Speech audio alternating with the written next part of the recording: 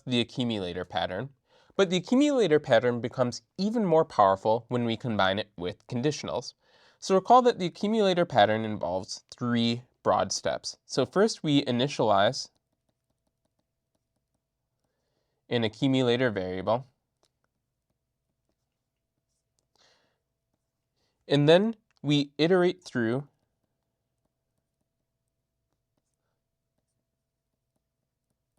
the relevant sequence.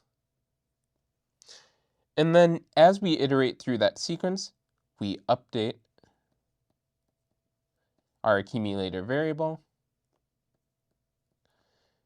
And then in the end, the accumulator variable, if we did these steps right, has the answer that we want. Okay, so let's apply this template and use it in combination with conditionals.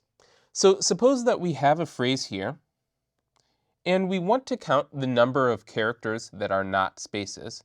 So in other words, we want to count 1, 2, 3, 4.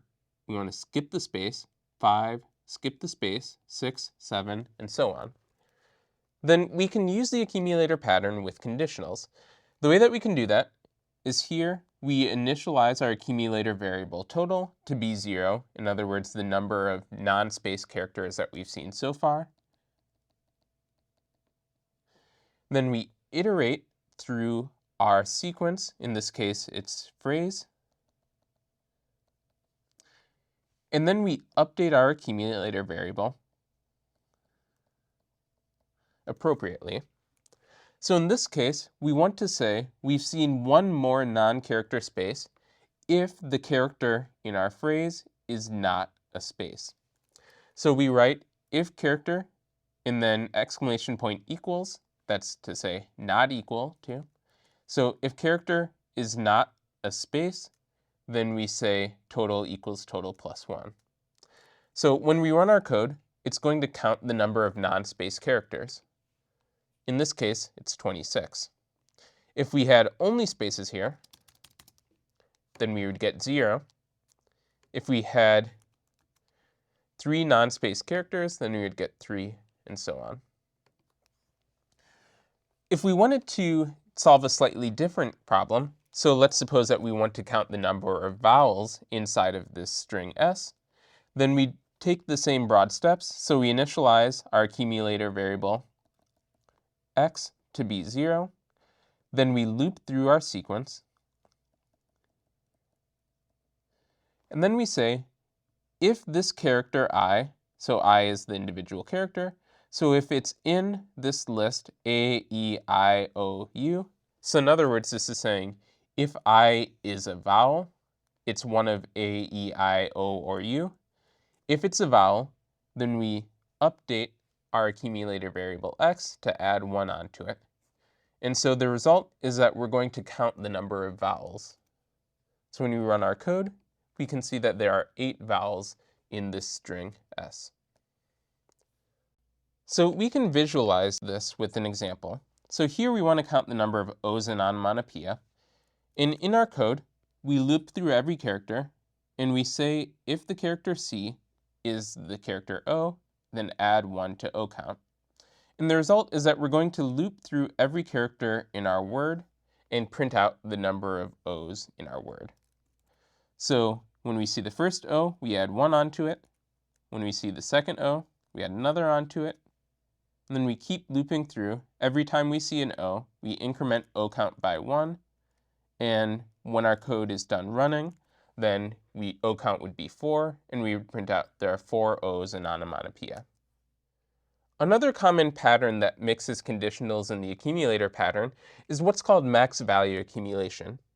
So in max value accumulation, we're trying to find the largest thing in a list of things.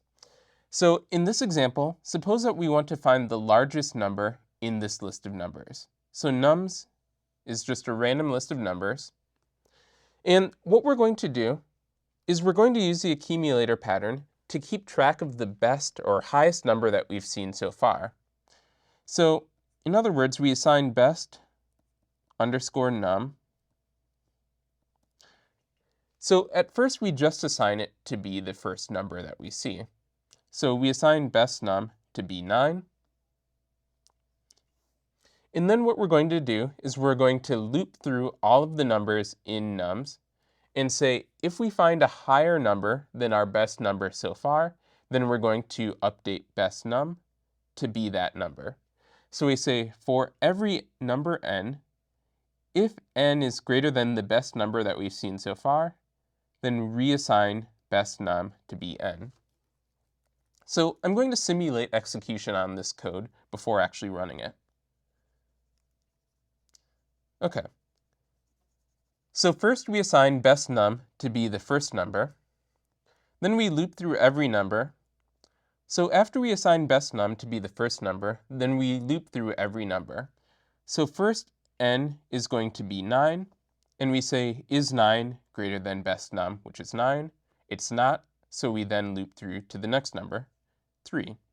Is 3 greater than 9? It's not, so we loop through to the next number, 8. Is 8 greater than 9? It's not, so we loop through to the next number, 11. And then now, when n is 11, we say, is 11 greater than 9? It is, so we reassign best num from 9 to instead be 11. And then we loop through to the next number, 5. And rather than comparing it to 9, because best num is now 11, we compare is 5 greater than 11? It is not. So we loop through to the next number, 29. And we ask, is 29 greater than 11? It is. So we reassign best num to be 29. And then after we've done that, n is now 2. And we ask, is 2 greater than 29? It's not. And so at that point, because we've gone through all the numbers in our sequence, then we're done with this for loop. And when we're done with this for loop, best num has been assigned to 29, and so we print out 29. So in other words, our strategy for max value accumulation is to keep track of the highest value that we've seen so far, and then to loop through every item in this sequence. And if we see a number higher than the highest one that we've seen so far, then reassign our highest that we've seen so far to that higher number. And we know that by the time this for loop is done running, then best num is going to be the largest number that's in our sequence.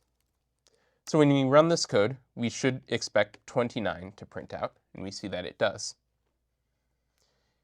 If I change this sequence to instead have 50 instead of 5, then we should now expect 50 to print out, and so on. If I change this to be 200, 200 would print out. So it always prints out the largest number in this sequence. So in this question, we're asked, what is printed by the following statements? So we assign s to the string we are learning. Then we assign x to be 0.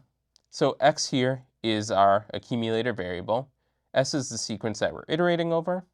And we say if I is in A, B, C, D, E, so in other words, if it's one of these characters, then we assign x to be x plus 1. Then at the end, we print out what's the value of x. So this is the accumulation pattern, and we're accumulating the number of characters that are A, B, C, D, and E. So in order to answer this question, we have to count the number of A, B, C, Ds, and Es in the string S. So I see 1, 2, 3, 4, 5. And so I expect the answer to be 5. So this question asks, what's printed by the following statements? So we have a variable called min value that gets assigned to 0, and we have a list that we're iterating over in this for loop. And we say if an item in this list is less than min value, then min value equals item. So here we assign min value to 0, and one thing I notice right away is that no item in this list is actually less than 0. And so what that means is that this Boolean expression is never going to be true because we don't have an item that's less than 0. And so I expect this to never run, and by the end of our loop, min value is going to be 0. So if we actually wanted to collect the minimum value in this list, rather than assigning min value to be 0, we should assign min value equals the first item in the list. So in other words, list sub 0. And then min value would start out as 5, and we would do a form of max value accumulation. So as we've seen, the accumulator pattern becomes even more powerful when we combine it with conditionals. That's all for now until next time.